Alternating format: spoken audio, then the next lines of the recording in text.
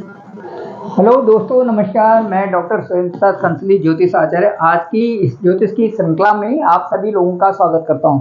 दोस्तों, आज बात करेंगे हम कर्क राशि की। और कर्क राशि का जो चौथी राशि है और इसका स्वामी होता है चंद्रमा। चंद्रमा स्वामी होने से ये राशि वाले ही जान सकते हैं। यदि नहीं जानते तो उनको मैं बताना चाहता हूँ कि कुंडली में हमारी एक बहुत बड़ी राशियाँ होती हैं, सूर्य और चंद्र। ये कुंडली कुंडली के हॉरोस्कोप के राजा होते हैं और इनको जातक को भी एक बहुत अच्छे दर्जे तक पहुंचाते हैं, उच्च नीचे से ऊपर तक पहुंचाते हैं। अब इनको समझना है कि हम कर्क राशि के हैं तो हमें कहाँ तक जाना है। इमोशनल नहीं होना चाहिए और जब जब ऐसी स्थिति आती है विवेकपूर्ण उसका समाधान करिए। आपकी हॉरोस्कोप में से पता चलेगा कि जो यदि चंद्रमा आपका अच्छा है, यदि वो किसी प्रकार से मैलेफिक नहीं है और सही स्थिति चंद्रमा की बनी हुई है, तो आपको अच्छी रीच बनना ही बनना है आपकी। और आपने ज़िंदगी में बहुत आगे तक जाना है, इसमें कोई संदेह नहीं है, कोई रोक भी नहीं सकता। बस आपको ये समझना है कि आपके इर्द गिर्द जो भी हैं, जो भी आपसे शत्रु भाव रखते हैं, उनसे थोड़ी दूरी बना के रखनी है। और जो जो राहु केतु की जैसे जो षड्यंत्रकारी हैं, उनसे अपना कैसे सामना करना है, कैसे आगे बढ़ना, बस इनको इसको आपने जानना है। आइए, आज हम जो चंद्रमा और जो अभी आज आज की डेट में 17 सितंबर 2023 को जो सूर्य सूर्य ने अपनी स्थिति बदली है और ये आ गए हैं कन्या राशि में। तो सूर्य और मंगल दोनों कन्या राशि में आ गए। अब जो कन्या राशि है उसका स्वामी है बुध, और मंगल के लिए वो शत्रुता का स्थान होता है, शत्रु भाव रखते हैं। मंगल जो है बुध से शत्रुता का भाव रखते हैं। तो उसी स्थान में कन्या राशि में इस समय है मंगल भी और सूर्य भी। तो आपकी कुंडली में कौन सा पावर ये दिखा रहे हैं, ये जानते हैं। तो अभी देखो, जैसे आपको मैं बताता हूँ, मंगल और सूर्य आ गए आपके तीसरे भाव में। तीसरा भाव होता है पराक्रम का भाव। पराक्रम का भाव होता है तो मंगल और सूर्य का, यहाँ पर मैंने बताया कि जो 6 अंक है, कन्या राशि है, इसका स्वामी होता है बुध। यहाँ पर पहुंचे हैं मंगल। तो अब बुध का ये होता है कि यदि कोई पराक्रमी व्यक्ति वहां पर आ गया तो उसी के अनुसार हो जाते हैं, इसमें आपको दिक्कत होने की जरूरत नहीं है, नंबर 1। दूसरा, वहां पर सूर्य भी आ गए। तो सूर्य और मंगल की युति हो गई एक ही स्थान में हो गई युति सूर्य और मंगल की। तो सूर्य और मंगल की यदि एक स्थान में युति हो गई तो इससे आपको क्या फायदा है, आपका पराक्रम ऊपर बढ़ जाएगा। और आप जो भी पढ़ाई कर रहे हैं या जो भी आप आगे की रीच बना रहे हैं, उसमें आपको इस समय बहुत सपोर्टिव है। आप बहुत आगे बढ़ने वाले हैं, ये आपके लिए अपॉर्चुनिटी है। क्योंकि आप यहाँ पर देखो, आप यहाँ पर भाग्य स्थान में आपका 12 का अंक है, इसके स्वामी है बृहस्पति। बृहस्पति इस समय बैठ गए थे केंद्र में। जो 1, 4, 7 और 10 है, ये केंद्र भाव होते हैं। केंद्र में यदि बृहस्पति का बैठना बहुत बड़ी बात होती है, कुंडली के कई सारे दोष उससे दूर हो जाते हैं। बस आपको समझना है कि आप कर्क राशि वाले हैं, ये ध्यान में रहे कि आप कर्क राशि वाले हैं।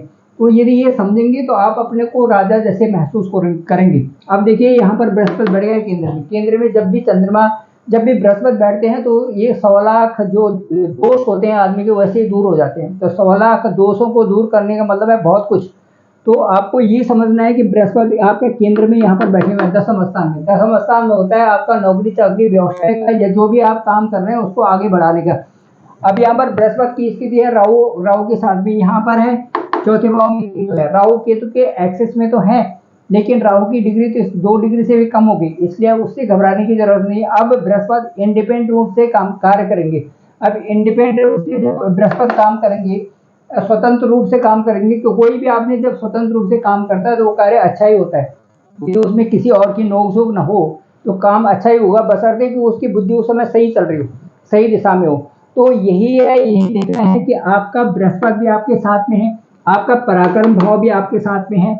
और उसके बाद यहाँ पर बैठे हुए हैं शनि, यहाँ बैठे हुए हैं इस समय। तो शनि यदि आपके 8th हाउस में है तो ये आपकी लंबी उम्र का वरदान होता है। शनि यहाँ पर है तो ये आपकी एज को बढ़ा रहे हैं और आपको ठीक भी रख रहे हैं, आपके जो स्वास्थ्य ठीक भी हो रहा है।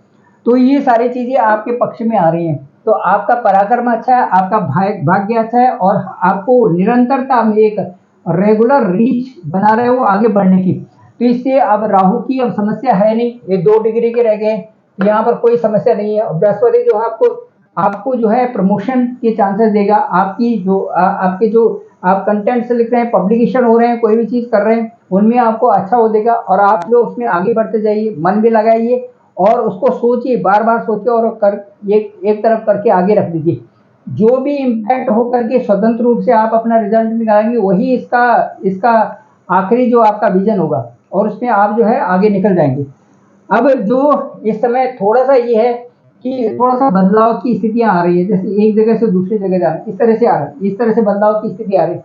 और वो भी बदलाव इस तरह से है कि क्योंकि ग्रहों की मजबूती बनी हुई है, यदि आपका ट्रांसफर भी होता है, यदि आपका कोई चीज एक जगह से दूसरी जगह जाने को हो रहा है, फिर उसी जगह में आपका आने का भी हो रहा है, क्योंकि आपका इस समय बहुत अच्छी जो है रीच बन रही है। कर्क राशि के चतुर्थ भाव में देखिए यहाँ पे केतु स्थानांतरण बताया है। अगर कोई कुंडली में अंदर बहुत ही अच्छे इस तरह से यदि फेवरेबल ग्रह हैं, तो आपको आपको उस ट्रांसफर को, या जो भी आपके साथ में समस्या आती है, उसका समाधान होना ही होना है। यदि फेवरेबल आपकी कुंडली में ग्रह है, तो वो फेवरेबल आपके लिए फेवर है।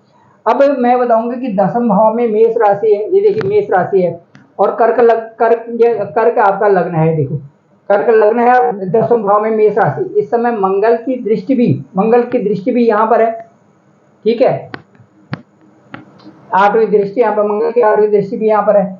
और ये मंगल के जो कि आपने जो सोचा होगा वो पूरा हो जाएगा, क्योंकि इसके साथ देखो बृहस्पति है, बृहस्पति साथ में मंगल की दृष्टि, तो जो आपने सोचा वो काम पूरा हो जाएगा 100% इट इज। और आप बस आपकी स्फूर्ति आनी चाहिए, इसमें कोई दिक्कत नहीं। सूर्य और मंगल आपके लिए बहुत अच्छे हैं, और बुध भी आपके लिए बहुत अच्छा है। शनि थोड़ा सा कष्टकारी है, क्योंकि 8th हाउस में है, यहाँ पे थोड़ा सा कष्टकारी है। लेकिन बृहस्पति की इतनी अच्छी पावर है कि केंद्र भाव में, कि पाप ग्रहों से वो पीड़ित भी नहीं है, तो बृहस्पति अपने आप ही संभालेगा सब कुछ, ये आपको मान के चलना है।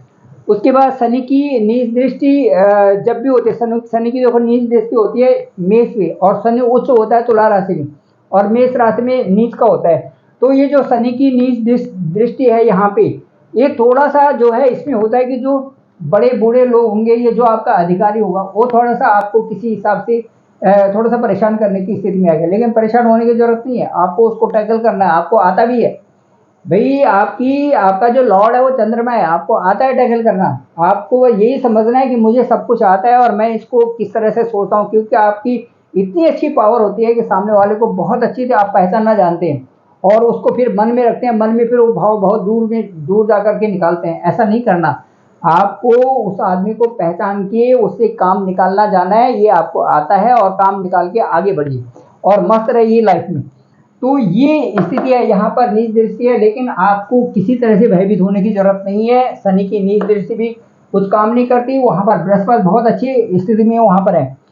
तो अब मैं बताऊंगा, इसलिए बड़े अच्छे अपने स्वभाव से आगे बढ़िए और अपना काम करिए।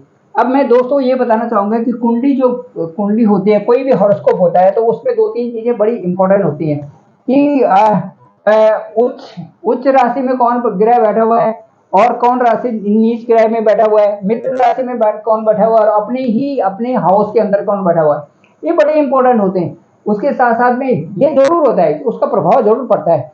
यदि कोई अपने घर में बैठा हुआ है, तो उसने प्रभाव देखा, जब उसके दशा अंतरदशा आएगी, तो उससे फर्क तो पड़ेगा ही, और वो अच्छी स्थिति में आएगा। उसके साथ साथ में जैसे शत्रु राशि तो उसके विपरीत परिणाम उस समय आते हैं। जैसे अभी हमने कहा कि मंगल जो है अपनी शत्रु के घर में पहुंच गया, वहां पे घर जो है बुध का है, तो वहां पर नीच परिणाम उसके मतलब कुछ परिणाम इस तरह से होंगे। लेकिन इसलिए कि वहां पर जो है साथ साथ में सूर्य भी आ गए हैं, अब दो मिल गए एक साथ में, तो बुध का एक स्वभाव होता है कि वो वहां पर एक पावरफुल चीज आ जाती है, तो फिर उसको उसको उसी में ढलना होता है, और फिर वही वही चीजें चलने लगती हैं। इसलिए जो है इस समय आपका पराक्रम भाव अच्छा है, और आपकी कुंडली में हॉरोस्कोप में सारी चीजें अच्छी बता रही हैं। इस समय मैं कर्क लग्न की और कर्क राशि की बात कर रहा हूँ। आपकी चंद्र राशि से ये कुंडली का प्रेडिक्शन हुआ, और यदि आपको अपनी कुंडली का विश्लेषण कराना है, तो मेरे से आप बात कर सकते हैं। मेरा डिस्क्रिप्शन में नंबर है 9868280191।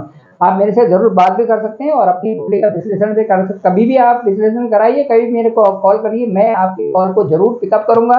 और जब भी आपके कोई भी प्रश्न हो, मेरे से बात करें आप, और मेरे इस चैनल को आप सब्सक्राइब करें, लाइक भी करें, कमेंट्स भी करें, और इसी तरह से उत्तर हम और राशियों के बारे में बताएंगे। आप जो है इसी तरह से हमारे साथ बने रहें।